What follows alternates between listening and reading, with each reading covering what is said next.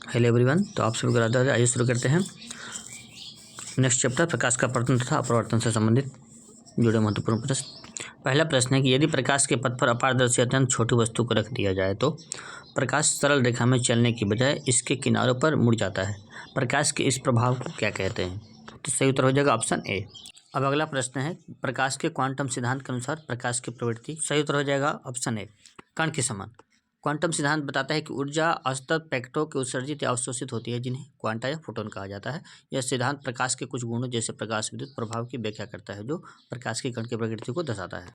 अगला प्रश्न है, आपतन कोण प्रवर्तन कोण के बराबर होता है एवं आपतित किरण दर्पण के आपतन बिंदु पर अभिलंब तथा परावर्तित किरण सभी एक ही तल में होते हैं। तो ऑप्शन बी करेक्ट हो जाएगा, क्योंकि प्रकाश के प्रवर्तन के नियम। अगला प्रश्न है, समतल दर्पण पर बनने वाले प्रतिबिंब की विशेषताओं के संबंध में नीचे दिए गए कथनों पर विचार कीजिए। पहला है कि समतल दर्पण द्वारा बना प्रतिबिंब सदैव आभासी तथा सीधा होता है। प्रतिबिंब का आकार वस्तु के आकार से छोटा होता है। तो इनमें दोनों में से सत्य कौन सा है? इसमें ऑप्शन पहला ही सही है, दूसरा गलत है, क्योंकि प्रतिबिंब का आकार वस्तु के आकार के बराबर होता है, छोटा नहीं होता है। अब अगला प्रश्न है, गोलीय दर्पण के संबंध में कौन सा कथन असत्य है? पहला ए दिया हुआ है कि जिस गोलीय दर्पण का प्रवर्तन पृष्ठ गोले के अंदर की ओर वक्रित होता है अवतल दर्पण कहलाता है।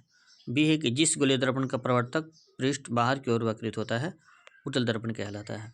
तीसरा है कि उत्तल दर्पण द्वारा वस्तु का प्रतिबिंब वास्तविक तथा उल्टा बनता है। इनमें से कौन सा कथन असत्य है? इसमें ऑप्शन सी असत्य है, क्योंकि उत्तल दर्पण हमेशा वस्तु का आभासी सीधा और छोटा प्रतिबिंब बनाता है।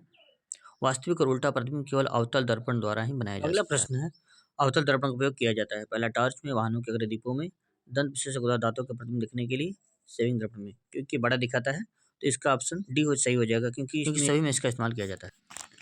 अब अगला प्रश्न है कि किस छोटे दर्पण की सहायता से ऊंचे भवन या पेड़ की पूर्ण लंबाई का प्रतिबिंब दिखा जा सकता है?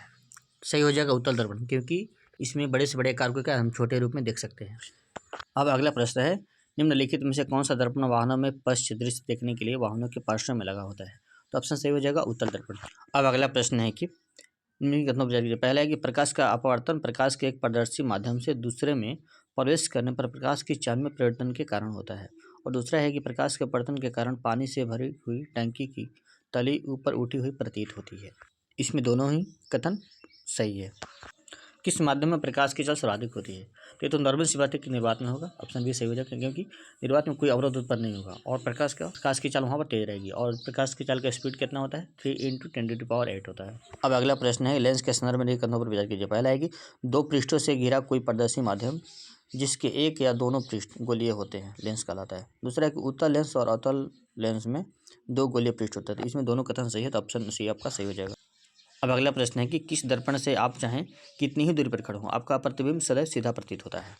इसमें ऑप्शन डी आपका सही हो जाएगा, समतल तथा उत्तल दर्पण दोनों। अब अगला प्रश्न है कि लेंस की क्षमता किस में मापी जाती है? तो लेंस की क्षमता हमेशा डायोप्टर में मापी जाती है। ऑप्शन ए आपका सही आंसर हो जाएगा।